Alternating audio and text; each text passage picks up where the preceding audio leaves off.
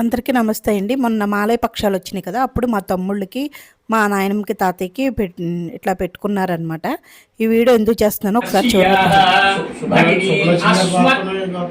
అస్మత్ భగిని అది పై పలగొత్తగా అస్మత్ భగిని అస్మత్ భగిని భగిని జంగుగోత్రోద్భవతీమ్మ ఆవిడ పేరు పూర్తి పేరు ఆవిడ పేరు కన్నయ్యమ్మ. కన్నయ్యమ్మదాయిమ్మ వసు రూపం శాశ్వత స్థిరేణ అదే అనుకున్నాను విష్ణులోకేన నిత్య నివాస సిత్యార్థం ఈ మధ్యని రాలా తగలేదు ఏంట్రా వీడికి అన్నయ్యం దగ్గర కావ్యలోకి అనుకున్నా మానస్యాహ ఇష్టగామ్యార్థవల సిత్యార్థం ఇంకా అమ్మ రెండో అక్క గారు ఆవిడ చెప్పండి యజమానస్యాహ ద్వితీయ భగిని అస్మత్ అస్మత్ ద్వితీయ ద్వితీయ భగిని అంటే రెండో అక్కగారని చెప్పండి.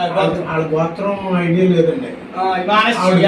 సుబ్బలక్ష్మి సుబ్బలక్ష్మి దేవగోత్రోద్భవతీం సుబ్బలక్ష్మదాయీం వసురూపం ఆ సుబ్బలక్ష్మి పేరే నా పేరు అనమాట. వాళ్ళ అక్క పేరు నాకు పెట్టారు.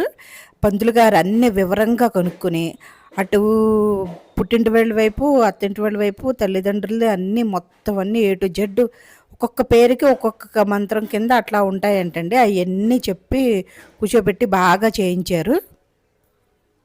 మా అబ్బాయి ఇంకొకడు మా కోటేశ్వరరావు కంటే ముందు చిన్నపిల్లడిగా ఉన్నాడా చెప్పండి. అస్మత్ సుతః పేరు కూడా పెట్టలేదండి. అన్ని ఏరు బాబు అని అలాగే చెప్పండి. అమానస్యాః సుతః అస్మత్ ఆత్మసుతః అనండి. యజమానస్యాత్మసుతః కైవాగోత్రోద్భవస్య వీరబాబుదాస్తాం వసురు. నాకు ఇద్దరు తమ్ముళ్ళు లేరు. ఆ ఇద్దరు తమ్ముళ్ళకి కూడా పెట్టారు. ఇది ఎందుకు చెప్తున్నానంటే మనం ఇచ్చేదాని గురించి ఎదురు చూస్తూ ఉంటారంట. ఇలాంటివి చేస్తే పనులు జరుగుతాయి అని చెప్పేసి అంటారు. అదొక నమ్మకం.